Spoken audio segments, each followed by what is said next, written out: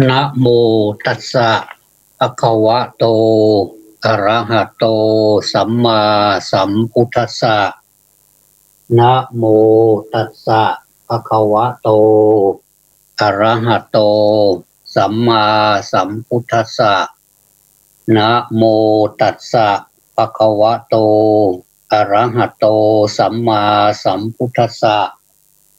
พุทธังสรณังคัจฉามิธัมมังสรณังคัจฉามิสังฆังสรณังคัจฉามิทุติยัมปิพุทธังสรณังคัจฉามิทุติยัมปิธัมมังสรณังคัจฉามิทุติยัมปิสังฆังสรณังคัจฉามิตติยัมปิพุทธังสรณังคัจฉามิตติยัมปิธัมมังสรณังคัจฉามิตติยัมปิสังฆังสรณังคัจฉามิปานาติปาตาเวระมณีสิกขาปะทังสมาธิยามิอทินนาทานาเวระมณีสิกขาปะทังสมาธิยามิกาเมสุมิจฉาจาราเวระมณีสิกขาปะทังสมาธิยามิมุสาวาทาเวระมณีสิกขาปะทังสมาธิยามิสุราเมรยะมัชฌัปปมาทัฏฐานาเวระมณีสิกขาปะทังสมาธิยามิอิมานิปัญจสิกขาปทานิสีเลนะสุขติงยันติสีเลนะโภคสัมปทาสีเลนะนิพพุติงยันติตัสมาสีลังวิโสทะเยนะโมตัสสะภะคะวะโตอะระหะโตสัมมาสัมพุทธัสสะนะโมตัสสะภะคะวะโตอะระหะโตสัมมาสัมพุทธัสสะนะโมตัสสะภะคะวะโตอะระหะโตสัมมาสัมพุทธัสสะทุเรสันโตปะกาเสนติหิมวันโตวะปัพพโตติณบัดนี้จะรับประทานแสดงพระธรรมเทศนาเพื่อเป็นเครื่องประคับประคองฉลองศรัทธาเพิ่มพูนกุศลบุญญราศีประดับปัญญาบารมีของท่านสาธุชนพุทธบริษัทญาติโยมทั้งหลายที่ได้ขวนขวายมาบำเพ็ญบุญบำเพ็ญกุศลในวันนี้ความต่างกันของคนเรานั้นมีอวัยวะที่เหมือนกันดวงตาที่เหมือนกันกลับมีมุมมองที่ต่างกันใบหูที่เหมือนกันกลับมีวิธีฟังที่ต่างกันปากที่เหมือนกันกลับมีวิธีพูดที่ต่างกันสมองที่เหมือนกันกลับมีวิธีคิดที่ต่างกันอาจเป็นเพราะเหตุนี้หรือไม่เรื่องดี หรือเรื่องร้ายต่างๆชีวิตจึงมีสุขและทุกข์ที่ต่างกันญาติโยมทั้งหลายการปฏิบัติธรรมนั้นเป็นเครื่องมือสำคัญที่สุดที่จะดับทุกข์ดับโทษอะไรมากมายหลายอย่างแต่ส่วนมากไม่ค่อยมีใครสนใจเอาใจใส่ในเรื่องที่จะปฏิบัติก็เลยไม่ได้รับประโยชน์ที่จะเป็นผลกำไรของชีวิตจริงๆจึงไปเที่ยวเก็บเอาพวกวัตถุที่เป็นเหยื่อของมารเข้ามาสะสมอมเชื้อไว้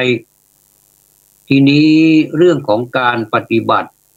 เพื่อจะให้คืนคลายถ่ายถอนก็เลยขัดข้องอยู่เพราะว่ากิเลสมันไม่ชอบกิเลสนี่มันไม่ชอบการปฏิบัตินะโยมมันชอบอะไรมันชอบให้เอาไว้เพื่อลูกหลานเหลนมีแต่การเอา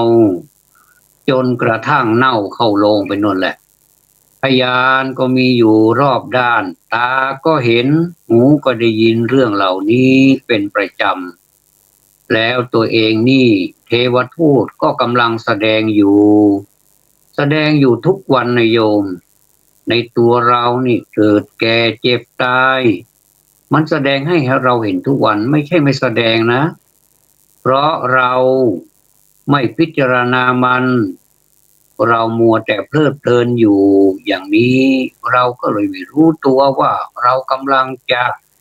เกิดอะไรขึ้นกับตัวเราแก่ไหมเจ็บไหมตายไหมนี่แน่นอนอยู่แล้วนะมันกำลังมีอยู่ร่างกายนี้ทั้งที่อายุก็หลายสิบปีแล้วแต่ก็ยังนึกว่ากูนี้จะอยู่ไปอีกจะดูอยู่ไปได้อีกจะเอาอะไรต่ออะไรเป็นของกูต่อไปอีกอันนี้แหละตัณหาเนี่ยเป็นตัวการสำคัญคอยมากันเอาไว้ไม่ให้รู้เข้าข้างในมันจูงออกไปเอาเหยื่อมารหรือดอกไม้ของพยามารมันห้ามไม่ให้มองเข้าข้างในคนที่มีสติปัญญาเท่านั้นจึงจะสามารถมองเข้าข้างในได้แม้ว่าจะถูกปิดถูกกั้นด้วยกิเลสตัณหาอย่างไรก็ตามก็ต้องพยายามมองให้ได้เอาให้อยู่อย่างไรก็ตามก็ต้องมีความเพียรอยู่ตลอดเวลาพระพุทธเจ้าทรงบอกไว้ให้ทวนกระแสของพวกกิเลสตัณหาแล้วเราก็ได้ประพฤติปฏิบัติมันดีเท่าไหร่แล้วคนธรรมดานี่นะไม่ได้รู้เรื่องการทวนกระแสกิเลสแม้ว่าคำสอนของพระพุทธเจ้าจะมีไว้อย่างนี้ถ้าไม่ได้ปฏิบัติก็ไม่รู้สึกเหมือนกันถึงจะนำหลักคำสอนของพระพุทธเจ้ามาสอนมาพูดกันและได้แต่ว่าจริงใจจริงไม่รู้เรื่องจึงคายเหยื่อทิ้งไม่ได้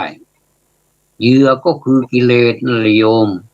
คนมีสติปัญญาเท่านั้นที่จะรู้จักว่าทำอย่างไรชีวิตจึงจะหลุดรอดออกมาเป็นอิสระได้ทั้งที่อยู่ในโลกที่มีอะไรมากมายก่ายกองเต็มไปหมดแต่ก็อยู่ชนิดที่เป็นอิสระไม่ตกเป็นทาสของวัตถุมันมีไปเถอะวัตถุเจริญไปเถอะไม่เป็นไรแต่เราสามารถยืนอยู่บนวัตถุนั้นอย่างเป็นอิสระได้แล้วก็เอาวัตถุนั้นมาใช้ให้เป็นประโยชน์ก็ได้เพราะฉะนั้นการที่เรามาฟังธรรมฟังเทศกันนั้นถือว่าเป็นเรื่องสำคัญนะโยมนะเพราะว่าการฟังนั้นมันมีหลายระดับนะฟังให้มันรู้แค่นั้นเองก็มีฟังแล้วรู้แล้วนำไปปฏิบัตินี่เมื่อปฏิบัติแล้วมันก็เป็นการปฏิบัติได้หลายระดับเหมือนกันเช่นไปปฏิบัติแบบงงแบบยังไม่รู้ว่าอะไรเป็นอะไรแล้วก็นำไปปฏิบัติแล้วก็มาประเมินว่าปฏิบัติทำแล้วบางคนถึงกับบอกว่าไม่ได้อะไรเลยสู้ไปหากินอย่างอื่นไม่ได้ สู้ถือวัตถุถือเรื่องเศรษฐกิจเนี่ยเป็นสำคัญแต่ธรรมะเนี่ยไม่ได้ถือถึงนำไปปฏิบัติก็เอาไปปฏิบัติแบบงงไหมล่ะก็งงกันอยู่นี่แหละแล้วถ้าเราจะให้มันหายงงแล้วจะทำยังไงก็พูดถึงธรรมะบ่อยๆฟังธรรมะบ่อยๆแล้วจะหายงงแล้วบางผู้บางคนก็นำไปปฏิบัติได้ผลมันจะดีหรือไม่นั่นมันก็อยู่ที่การปฏิบัติของเรามันจะถูกหรือไม่พอสมควรไหมเกินไปไหมน้อยไปหรือเปล่าอย่างนี้ผลก็จะเกิดขึ้นก็จะพอ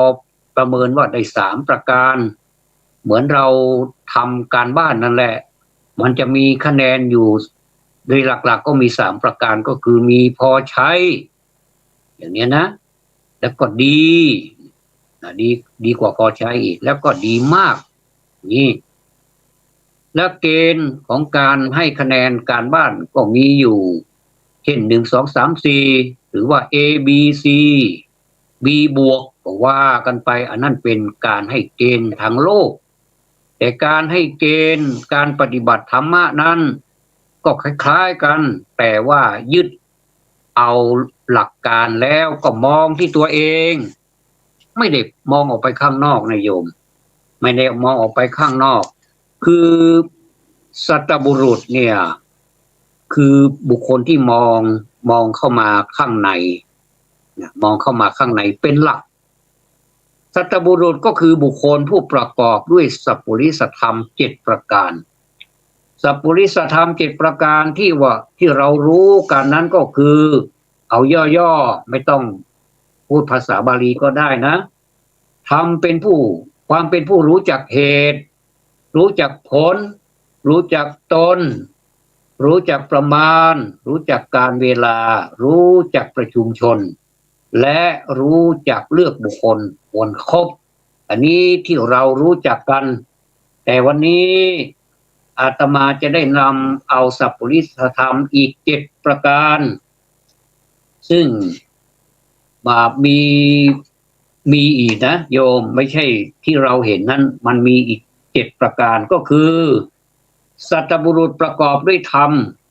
คือมีศรัทธานะมีศรัทธามีหิริมีโอตตัปปะเป็นพหูสูตรมีความเพียรอันปรารภแล้วมีสติมั่นคงมีปัญญามีศรัทธาคือข้อ1ก็คือมีความเชื่อมั่นที่ประกอบด้วยปัญญานะมีศรัทธาคือที่มีความเชื่อมั่นที่ประกอบด้วยปัญญาคือปัญญากับศรัทธานี่เป็นของคู่กันมาถ้ามีศรัทธามากเกินไปขาดปัญญาก็ไม่ได้อีกถ้ามีแต่ปัญญาก็ไม่ได้อีกไม่มีศรัทธาก็จะเกิดการมานะถือตัวกระด้างกระเดืองอย่างนี้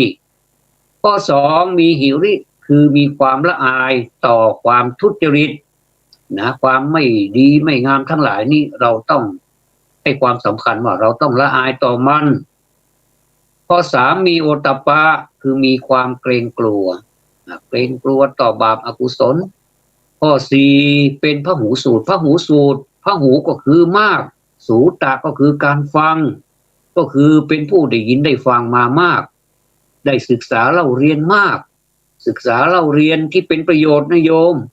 ไม่ได้เล่าเรียนไปเรื่อยอะไรก็เอาหมดอย่างนี้แล้วก็ไม่รู้จักแยกอย่างนี้มันก็ไม่ใช่เป็นพหูสูตรอีกมันจะเป็นพหูอะไรก็ไม่รู้นะข้อที่5มีความเพียรอันปรารภแล้ว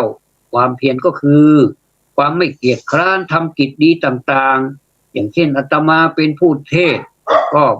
มีความเพียรอันปรารภแล้วเพียรที่จะให้ญาติโยมได้รู้ญาติโยมทั้งหลายฟังแล้วก็เพียรฟังเขาเรียกว่าเพียรฟังคือพยายามฟังเก็บเล็กผสมน้อยไปเอาหัวข้อที่มีประโยชน์ไปใช้ไอ้ที่ไม่มีประโยชน์ก็ไม่ต้องเอาไปข้อ6มีสติมั่นคงสตินี่สำคัญนะโยมสตินี่คืออยู่ในโดยความไม่ปราศจากสติคือเรื่องสตินี่เป็นเรื่องที่เป็นคุณธรรมที่เป็นบ่อเกิดของ ธรรมทั้งหลายนะเหมือนกับเหมือนกับบ่อน้ำที่อุ้มน้ำไว้สตินี่เหมือนกับบ่อน้ำน้ำทั้งหลายที่อยู่ในบ่อนั้นก็เพราะว่ามีบ่อน้ำถ้าไม่มีบ่อมันก็ไม่มีน้ำมันก็ไหลไปที่อื่นอย่างนี้สติก็เหมือนบ่อน้ำบรรดาน้ำทั้งหลายก็จะเป็นธรรมะทั้งหลายนั่นแหละนะประการที่7มีปัญญาคือมีความรู้รอบนะหรือว่ารอบรู้ในสิ่งที่เป็นประโยชน์อะไรที่เป็นประโยชน์ล่ะเราก็ดูเราก็ฟังและปฏิบัติว่าอันนี้มันเป็นประโยชน์ไหมไม่ใช่ว่าเกรงใจคนโน่นคนนี้ทั้งที่ไม่มีประโยชน์เราก็ยังทำอยู่อย่างนี้มันก็จะได้สิ่งที่ไม่มีประโยชน์แต่อะไรที่มันมีประโยชน์ถึงแม้ว่ามันจะเจ็บปวดรวดร้าวมันแทงใจดำเราบ้างแต่ถ้าเราคิดดีๆนะโยมมันมีความสุขมันมีผลที่ต่างระดับกันมากเลยอันนี้แสดงว่าเราจะต้องมีปัญญารอบรู้ในสิ่งที่เป็นประโยชน์ด้วยและสิ่งไม่เป็นประโยชน์ด้วยเนี่ยคุณธรรมสัพพุริสธรรม7ประการนี้แสดงให้เห็นว่าเป็นสัพพุริสบุคคลคือคนดีเป็นผู้บริบูรณ์ด้วยคุณสมบัติทุกประการนะคุณธรรมความดีที่สำคัญล้วนมีอยู่ในสัพพุริสบุคคลทั้งสิ้นไม่มีที่ไหนหรอก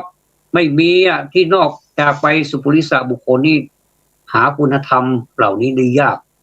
ความไม่ดีไม่งามต่างๆเนี่ยคือความเชื่องมงายความไม่รู้จักละอายความไม่รู้จักเกรงผิดความไม่สนใจศึกษาเล่าเรียนวงเล็บธรรมะความเกียจคร้านในการปฏิบัติธรรม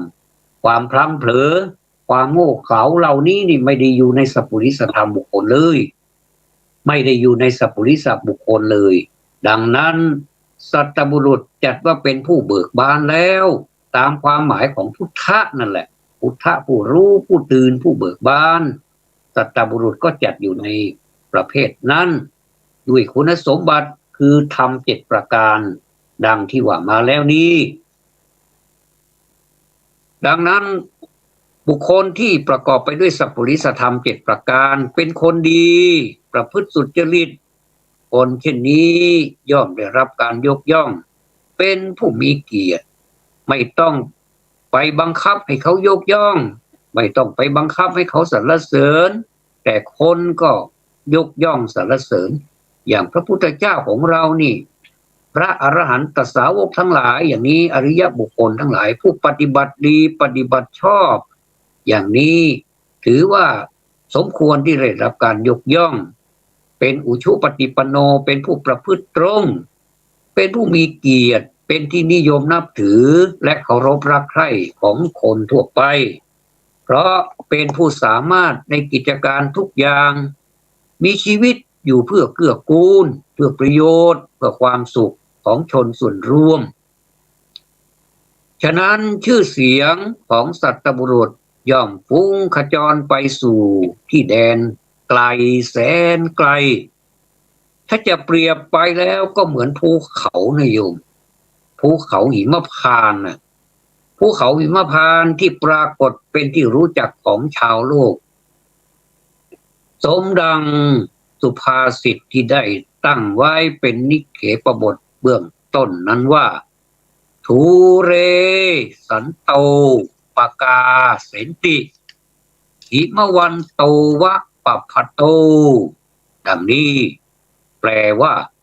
สัตบุรุษย่อมปรากฏในที่ไกลเหมือนภูเขาหิมพานต์ภูเขาหิมพานต์นี่มันไกลนะโยมเนี่ยสัตบุรุษนี่ก็ปรากฏเหมือนกับอยู่ที่ไกลนั่นแหละเพราะฉะนั้นนี่เราจะทำอย่างไรให้อยู่ใกล้สัตบุรุษและเราจะเป็นตัวสัตบุรุษซะเองได้ไหมคำตอบก็คือได้ทั้งมองคนอื่นเป็นสัตบุรุษสัตบุรุษนี้หมายถึงคนที่มองตัวเองเป็นหลักและก็มองผู้ดีผู้ที่เขาสำเร็จมาแล้วเป็นตัวอย่างและนำมาปฏิบัติอันนี้เรียกว่าเราศึกษาทั้งตัวเองเป็นหลักแล้วนำเอาตัวอย่างที่ดี ตัวอย่างที่ดีๆนี่หาได้ที่ไหนก็จากพระพุทธเจ้าไงพระอรหันต์ทั้งหลายพระอริยเจ้าอริยบุคคลนี้เกิดมาตั้งแต่ในสมัยก่อนโน้นหลายพันปีมาแล้วนี่จนเรียกว่าสมัยก่อนนี่เราจะยกใครเป็นตัวอย่างล่ะถ้าสุดยอดก็คือพระพุทธเจ้าพระสัมมาสัมพุทธเจ้ารองลงมาก็คืออรหันต์พระอรหันต์พระอรหันต์ละองค์ไหนล่ะที่เป็นตัวอย่างก็องค์ที่บวชครั้งแรกนั่นไงจากปัญจวัคคีย์1 ใน 5นั่นนะเป็นพระอัญญาโกณฑัญญะอันนั้นละเป็นต้นนะมาจนถึงปัจจุบันนี้เป็นสมมุติสงฆ์สมมุติสงฆ์นี่ก็มีใครเราก็ไล่เรียงเอาว่าใครบ้างที่ปฏิบัติดีปฏิบัติชอบที่เราเห็นอันนี้ไม่บางทีก็100 กว่าปีบางทีก็ยังไม่ถึง100 ปีอย่างนี้ก็เราก็เห็นในประเทศของเราในประเทศของเรานี่ก็มีบรรดาครูบาอาจารย์ทั้งหลายเช่นล้านนาไทยนี่ก็มีครูบาศรีวิชัยอย่างนี้เป็นต้นนะแล้วก็มีอีกหลายรูปด้วยกันนะที่มีการปฏิบัติธรรมอย่างเข้มข้นปฏิบัติธรรมให้เป็นตัวอย่างบางทีท่านก็พูดไม่มากหรอกท่านไม่ค่อยแสดงธรรมให้ใครหรอกแต่ว่าเวลาที่ท่านปฏิบัติมันจะเข้มข้นกว่าการแสดงธรรมเพราะว่าคนแสดงธรรมนั้นมันก็แยกประเภทออกนะโยมที่แสดงก็แสดงไป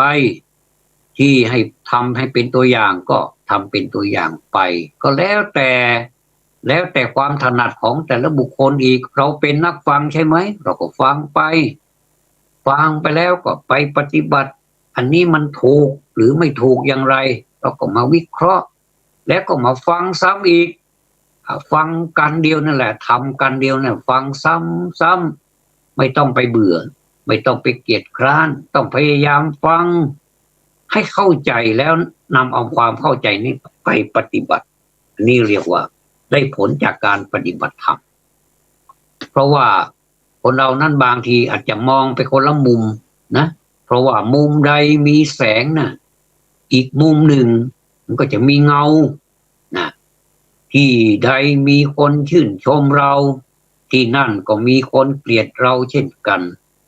ก็เป็นเรื่องธรรมดาอีกแต่ว่าเราจะทำยังไงไม่ให้เราน่าเกลียดแม้แต่มองตัวเองก็น่าเกลียดอยู่แล้วแล้วมันจะไปเหลืออะไรคนอื่นก็จะมองยิ่งมองน่าเกลียดยิ่งขึ้นแต่ถ้าตัวเองก็ไม่ขี้ริ้วขี้เรอะไรก็ดูแล้วก็ดูดีนี่นะอย่างนี้นะไม่ใช่เข้าข้างตัวเองนะไม่ใช่อคตินะไม่ใช่ว่ามองตัวเองนะดีไปหมดอะไรที่มันเก็บที่มันไม่ดีก็เก็บซ่อนเร้นไว้อย่างนี้ก็ไม่ถูกอีกมันจะต้องเอามาเปิดเผยตัวเองก็ต้องเปิดเผยตัวเองสารภาพตัวเองว่าตัวเองทำผิดไหมถ้าผิดก็แก้ไขถ้ามันดีก็เพิ่มขึ้นอย่างนี้ภาวนาเนี่ยดีไหมก็ดีนะสิภาวนาเราก็นั่งภาวนาเมื่อมันดีก็ภาวนาไปสิภาวนาอะไรภาวนาที่เขานิยมกันก็เป็นอานาปานสติพูดเข้าโทออกอย่างนี้เป็นต้นหรือว่าวิธีการอื่นก็แล้วแต่ถนัด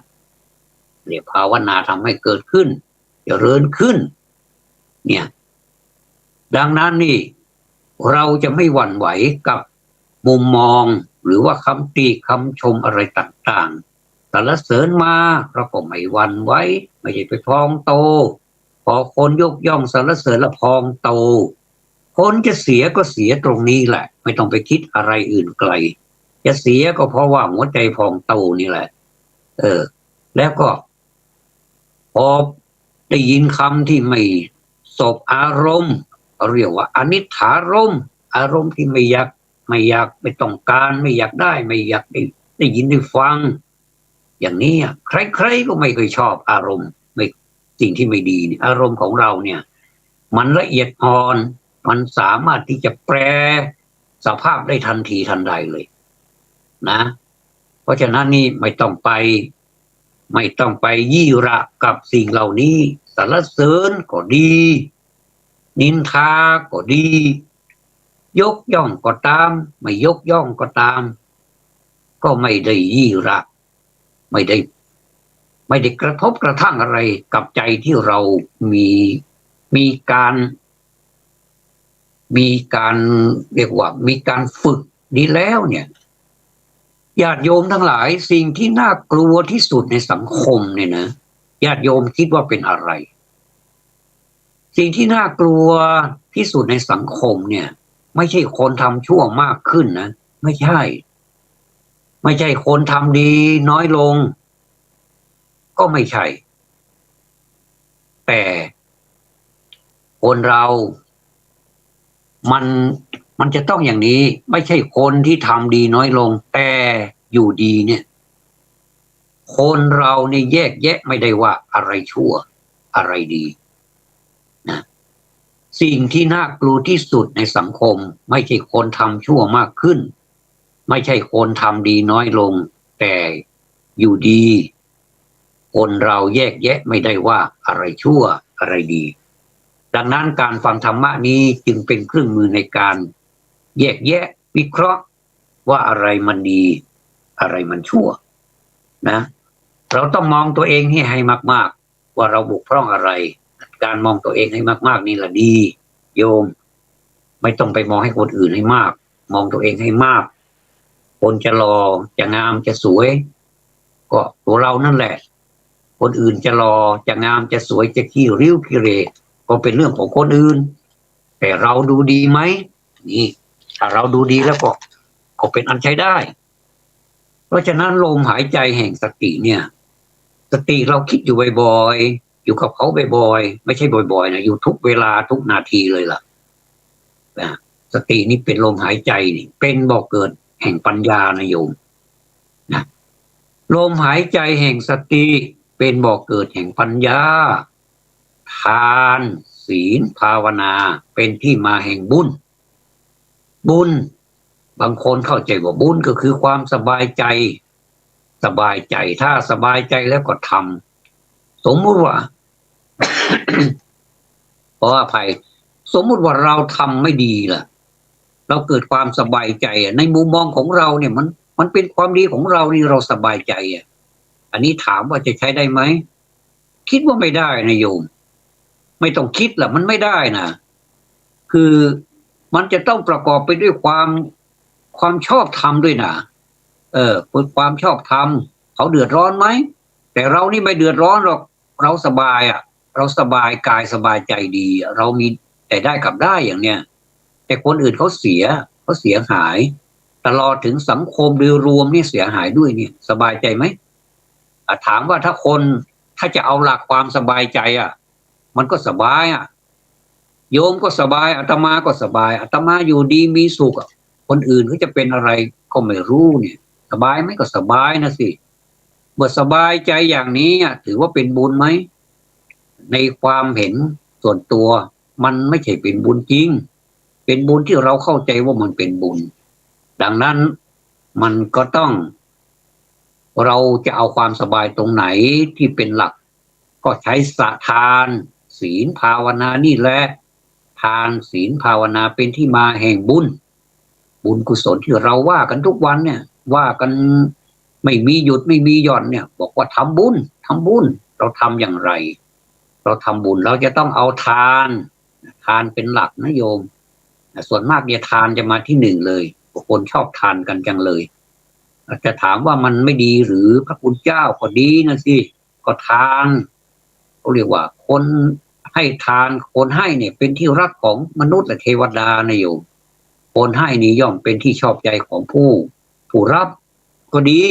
ไม่ใช่ว่าไม่ดีทีนี้เราจะมีข้อต่อไปนี้อีกได้ไหมได้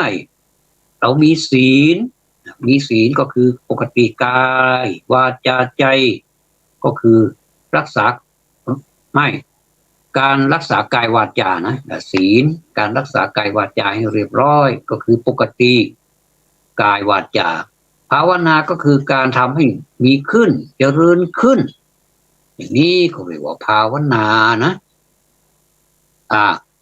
คนที่โชคดีที่สุดเนี่ยโยมคิดว่าใครเป็นผู้โชคดีที่สุดคนที่โชคดีที่สุดนี่ก็คือคนที่ชนะใจตนเองนี่รู้จักปล่อยวางและให้อะไรผู้อื่นดับทุกข์และสุขได้นะดับทุกข์ก็ได้ดับสุขก็ได้ไม่ไปหลงกับทุกข์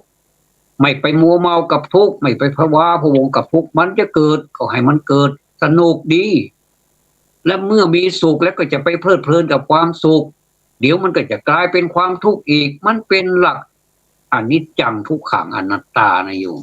คือมีการเกิดขึ้นตั้งอยู่ดับไป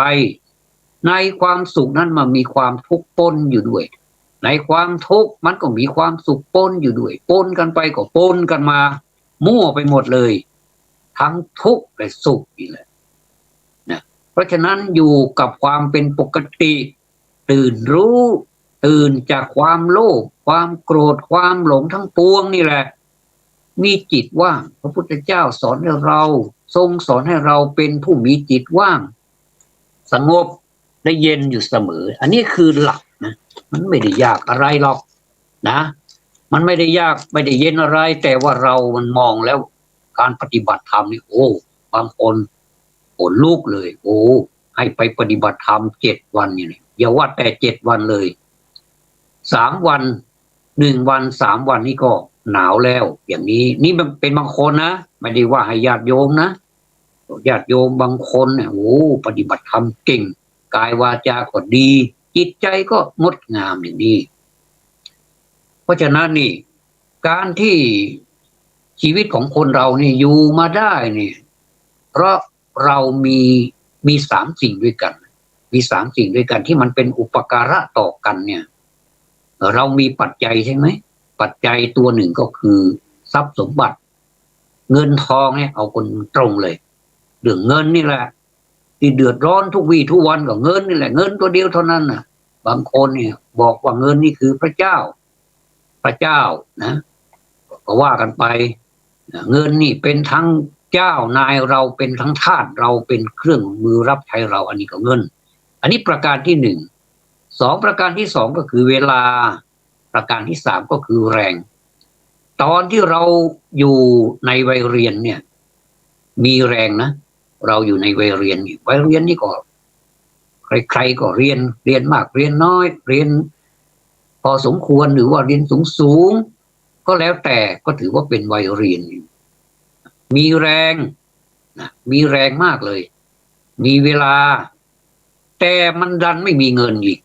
กำลังสร้างเนื้อสร้างตัวกำลังยังไม่มีเงินอย่างบรรดาลูกๆทั้งหลายก็ยังแบมือขอตังค์คุณพ่อคุณแม่อยู่นี่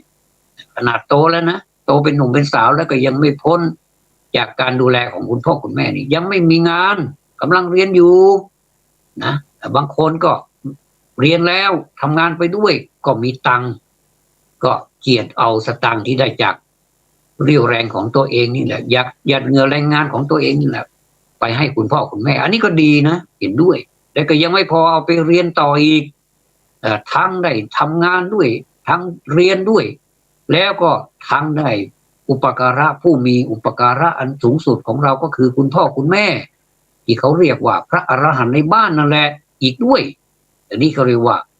แต่หลักๆแล้วเราจะมีแรงแล้วก็มีเวลาด้วยแต่ไม่มีเงินตอนที่เราเรียนจบแล้วไปทำงานแล้วก็ได้เงินตอนนี้อยู่วัยทำงานแล้วนะอยู่วัยทำงานมีเงินมีเงินมีมากมีน้อยก็มีเงินมีเงินเดือนมากมีเงินเดือนน้อยมีเงินเดือนน้อยหรือว่าไปทำธุรกิจส่วนตัวก็สามารถมีเงินได้ค้าขายอย่างนี้เป็นต้นก็มีเงินแต่ไม่มีมีเงินแล้วก็มีแรงอีกนะมีแรงแต่ก็ยังไม่มีเวลาอีกนั่นแหละ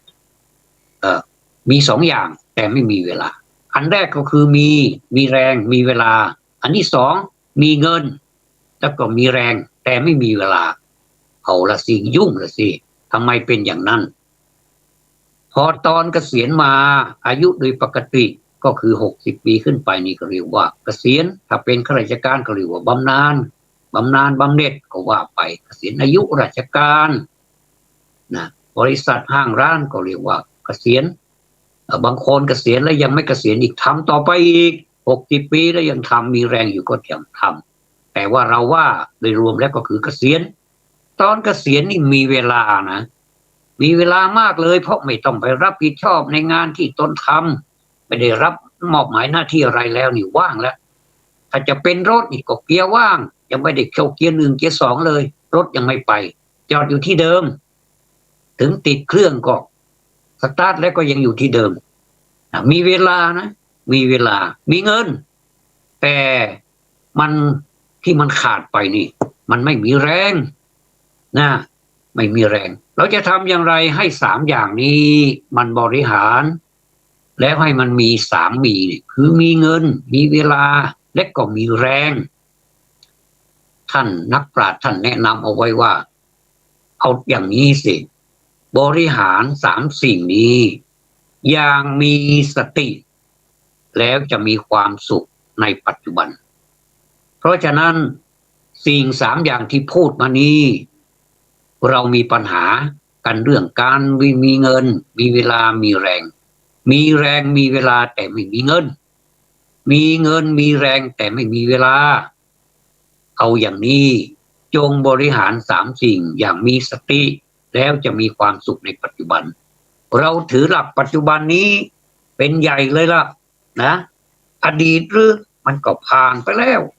อนาคตก็ยังมาไม่ถึงเพราะฉะนั้นเราจงรักษาความไม่ประมาทนะเพราะว่าความประมาทนะมันเป็นหนทางแห่งความไม่ดีนะแล้วก็นักปราชญ์บัณฑิตทั้งหลายก็ไม่สรรเสริญคือบัณฑิตนี่ติเตียนอยู่ทุกเมื่อนั่นแหละสมดังพุทธศาสนสุภาษิตบทหนึ่งว่าปมาโทครหิโตสัทธาแปลความว่าความประมาทบัณฑิตติเตียนทุกเมื่อบัณฑิตก็หมายถึงบุคคลผู้กระทำพูดคิดแต่สิ่งที่ดีประกอบด้วยปัญญาจะทำอะไรก็มีความรอบคอบไม่ประมาททำด้วยความระมัดระวังจึงทำให้เรื่องที่ทำนั้นประสบความสำเร็จฉะนั้นเนี่ยบัณฑิตจึงติเตียนความประมาทนะติเตียนความประมาทนะใครที่เป็นข้าศึกเป็นศัตรูกันก็คือบัณฑิตกับความประมาทนี่แหละที่เป็นศัตรูกันซึ่งความประมาทเนี่ยก่อให้เกิดความเศร้าหมองและโทษแก่ผู้รักษาเพราะความประมาทไม่ใช่วิสัยของบัณฑิตความไม่ประมาทเท่านั้นที่เป็นวิสัยของบัณฑิตและบัณฑิตก็สรรเสริญความไม่ประมาทว่ายอดเยี่ยมนี่ยอดเยี่ยมเพราะว่าความไม่ประมาทนั้นเราก็เหมือนคนที่ยังไม่ตายแต่คนที่ประมาทนั้นก็เหมือนกับคนที่ตายแล้วเพราะฉะนั้นนี่ท่านจึงบัณฑิตท่านจึงเป็นศัตรูกับความประมาทเพราะความประมาทนั้นเป็นหนทางแห่งความตายสมดังพุทธศาสนสุภาษิตว่าปมาโทมัจจุโนปทังความประมาทเป็นหนทางแห่งความตายความประมาทเป็นหนทางแห่งความตายนั้นหมายความว่าทางสายนี้เป็นทางที่ตายแล้วคือตายจากความดีพาเข้าไปสู่ความชั่วร้ายเมื่อบุคคลเดินตามทางสายนี้ก็มีแต่ตายกับตายก็คือตายอย่างเดียวหมดโอกาสที่จะได้ทำความดีอีกต่อไปมุ่งแต่จะทำความชั่วร้ายอันเป็นเหตุให้ตนถึงความพินาศฉิบหายทั้งที่ยังมีชีวิตอยู่ในโลกนี้ทั้งที่ตายจากโลกนี้ไปแล้วเพราะเดินทางสายที่ผิดเราเดินทางสายที่ผิดนี้ไม่เป็นไรโยมที่มันแล้วก็ให้มันแล้วไปเราสามารถกลับมาตั้งต้นกันใหม่ได้เหมือนกับเราเดินทางวันเวย์เราเดินทางวันเวย์นี้จะต้องไปหาที่ออกว่าเราจะกลับมาทางเดิมนี้ได้อย่างไรก็ให้มันเป็นไปสุดทาง ขณะนี้เราเดินทางสายผิดมาเกือบสุดทางแล้ว คิดว่ามันไม่เป็นประโยชน์อะไรกับเราแล้วเราก็หาทางกลับไปให้มันเป็นวันเวอีกได้ไหมหรือถ้าไม่วันเวเราก็ให้เป็นทูเวทูเวก็คือให้พบปะกับนักปราชญ์พบปะกับกัลยาณมิตรเพื่อที่เราจะได้รับคำแนะนำที่ดีนำการประพฤติปฏิบัติของผู้ที่เขาสำเร็จแล้วเนี่ยประพฤติธรรมนะที่เขาสำเร็จแล้วมาเป็นตัวอย่างแล้วเราประพฤติเนี่ยได้ไหมอันนี้ได้เลยเพราะฉะนั้นนี่ไม่สิ้นหวังยังไม่สายเกินไปที่เราจะแก้ไขดังนั้นก็กลับมาเดินทางใหม่นะถ้าสมมติว่าเส้นนี้มันไม่เป็นประโยชน์อะไรกับเราเลยทางสายใหม่มันก็มีเยอะแยะเราเป็นมิจฉาทิฏฐิเดินทางสายมิจฉาทิฏฐินี่มานานแล้วเราก็เปลี่ยนมาเป็นสัมมาทิฏฐิคือความเห็นชอบเห็นธรรมะเห็นชอบมีบางคนเอาไปแปลว่าสิ่งนี้ข้าพเจ้าชอบข้าพเจ้าเห็นว่าอย่างนี้ข้าพเจ้าก็ทำอันนี้ไม่ใช่นะโยมเห็นชอบนี่หมายถึงเห็นว่าอะไรมันดีอะไรมันไม่ดีอะไรเป็นประโยชน์อะไรไม่เป็นประโยชน์อะไรขาวอะไรดำอย่างนี้นะอะไรควรอะไรไม่ควรอะไรเป็นธรรมอะไรไม่เป็นธรรมอย่างเนี้ยจริงๆแล้วธรรมะทั้งหลายอะไรที่มันดีหรือไม่ดีก็เป็นธรรมะทั้งนั้นเป็นกุศลเป็นอกุศลก็เป็นธรรมะทั้งนั้นเพราะฉะนั้นถ้าเราเดินตามทางที่เราประมาทนะเราจะเป็นคนที่เศร้าโศกไปตลอดนะโยมกลัวไหมล่ะเพราะฉะนั้นถ้ากลัวโยมก็ต้องเป็นคนที่ไม่ประมาทถ้าเราประมาทอยู่อย่างนี้ไปเรื่อยๆเราก็จะเศร้าโศกเหมือนกับสุภาษิตบทหนึ่งว่าเตทีครตังโสจันติเยปมัชชันติมานาวาแปลว่าคนประมาทย่อมเศร้าโศกสิ้นกาลนานคนประมาทก็คือคนที่หลงมัวเมาในลาภยศสรรเสริญสุขเนี่ยเมาในชีวิตเมาในวัยเมาในอายุยังน้อยอยู่สบายยังมีเวลาอยู่อย่างนี้บุคคลเหล่านี้แม้มีชีวิตอยู่ก็สักว่าอยู่ด้วยลมหายใจเข้าออกเท่านั้นไม่ประมาทคุณงามความดีไม่ทำประโยชน์นะไม่ประมาทในคุณงามความดีนั้นเป็นสิ่งที่ดีแต่ถ้าไม่ประกอบในคุณงามความดีไม่ทำประโยชน์ทั้งส่วนตัวและส่วนรวมมีแต่สร้างความเดือดร้อนให้แก่ตนและส่วนรวมเพราะความประมาทด้วยผลของความประมาทนั้นเขาจะได้รับความทุกข์เดือดร้อนเศร้าโศกทั้งในโลกนี้และโลกหน้าสิ้นกาลนานโอ้ประโยคสุดท้ายนี้น่ากลัวมากนะถ้าได้รับความเศร้าโศกแป๊บๆหรือว่ามันไม่นานอย่างนี้ก็คงไม่เป็นไรไม่มีผลเกี่ยวกับจิตใจเราเท่าไหร่นักแต่ถ้าสมมุติว่ามันเศร้าโศกตลอดกาลนานอย่างนี้หรือว่าสิ้นกาลนานนี่ยาวนะโยมแล้วในโลกนี้ก็ยังไม่พออีกต้องไปต่อโลกหน้าอีกโอ้คิดไปแล้วใจเศร้านะยาวมากเลยเพราะฉะนั้นกลัวไหมถ้ากลัวก็อย่าทำเลยอย่าทำความประมาทอย่าไปเป็นมิตรสหายกับความประมาทเลยโยมไปคบกับความไม่ประมาทเถอะนะอันไหนดีอันไหนไม่ดีเราก็รู้มองด้วยตาเนื้อเราก็รู้อยู่แล้วแต่ถ้าจะให้ดีเราก็เอาธรรมะนี่เข้าไปมองเขาเรียกว่าเข้ามองในตาในใช้ใจนี่ดูใช้ทางตาเนื้อและใช้ทางตาในดูวิเคราะห์ดูให้ดีนะเพราะว่าถ้าเราดูไม่ดีนะรำไม่ดีโทษปีโทษกลองเนี่ยต้องรำให้ดีอย่าไปโทษปีโทษกลองเลยนี่ เพราะฉะนั้นในสิ่งที่อาตมาได้นำมากล่าวในวันนี้ เป็นสิ่งที่ดีบ้างไม่ดีบ้าง อันไหนที่มันดีโยมก็ฟังไปแล้วอันไหนที่มันไม่ดีโยมก็ฟังไปแล้วอันนี้แหละเป็นสิ่งที่เราจะต้องคิดกันละสิ่งที่มันแล้วเป็นอดีตไปแล้วสิ่งที่ยังมาไม่ถึงยังเป็นอนาคตอยู่เรายังไม่สามารถที่จะรู้ได้นะแม้แต่ความตายการเจ็บไข้ได้ป่วยนี่ก็ยังบอกอยู่บ้างเจ็บโน่นเจ็บนี่เดี๋ยวไอเดี๋ยวเป็นหวัดเดี๋ยวเป็นคัดจมูกเดี๋ยวเป็นไข้เดี๋ยวเป็นโน่นเป็นนี่เป็นนั่นอันนี้ก็พอจะรู้ได้ว่ามันจะเป็นไข้จะเป็นพยาธิเข้ามาเบียดเบียนเราอย่างนี้แต่มีอยู่อย่างหนึ่งก็คือเราไม่รู้เลยก็คือความตายมันไม่ได้บอกให้เรารู้เลยแต่เราก็สามารถที่จะไปให้มันรู้ด้วยการมีสติให้มีสติระลึกอยู่เสมอว่าความตายนั้นหาประมาณไม่ได้มันจะตายเมื่อไรก็ไม่รู้อย่างนี้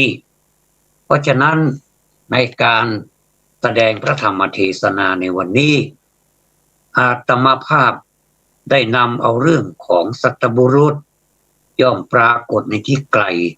เหมือนภูเขาหิมพานต์สัตบุรุษนั้นก็ประกอบไปด้วยบุคคลที่มีธรรม7ประการก็คือมีความเชื่อมั่นมีความละอายต่อบาปมีความเกรงกลัวต่อบาปมีเป็นผู้ที่มีการได้ยินได้ฟังมามากมีความมั่นคงในการศึกษาเล่าเรียนแม้อาตมาก็ยังอยากจะเรียนอยู่ถ้ามีตังค์ให้เรียนก็จะเรียนไปเรื่อยๆจนกว่ามันไม่มีให้เรียนนั่นแหละก็มีความเพียรอันปรารภแล้วคือไม่เกียจคร้านทำกิจต่างๆมีสติมั่นคงตรงนี้นี่ต้องเน้นหน่อยนะโยมมีสติมั่นคงถ้ามีสติมั่นคงข้ออื่นก็ดีหมดแล้วก็มีปัญญาคือความรอบรู้ในสิ่งที่เป็นประโยชน์และไม่เป็นประโยชน์ก็พอสมควรแก่เวลาแล้วนะก็ขอยุติ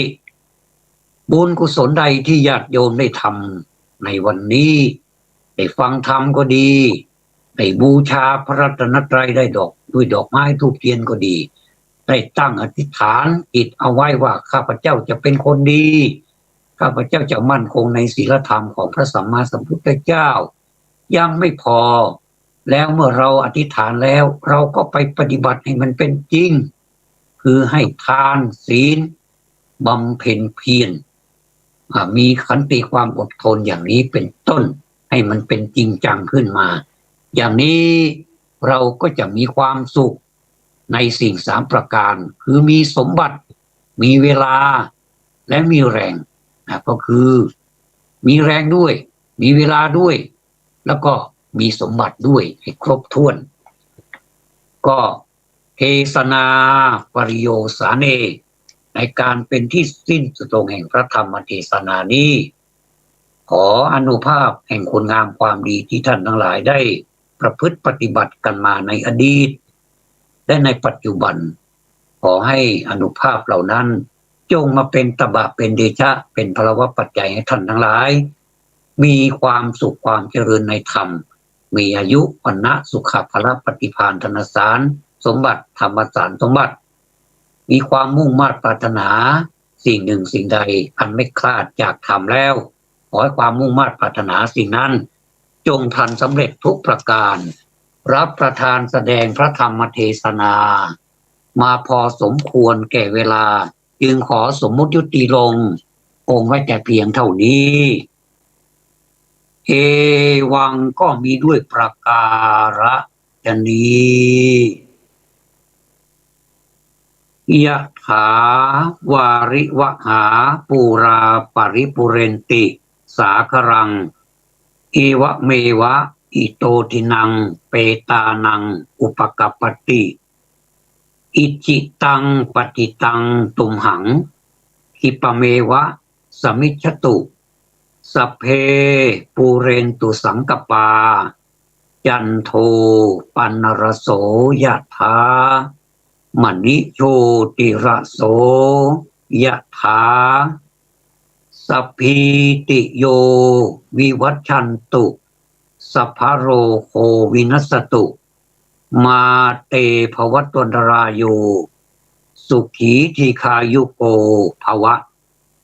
อภิวาทนสีลิสะนิจจังพุทธาปัจจายโนจัตตารโอธรรมาวัฏันติอายุวันโนสุขังพระลัง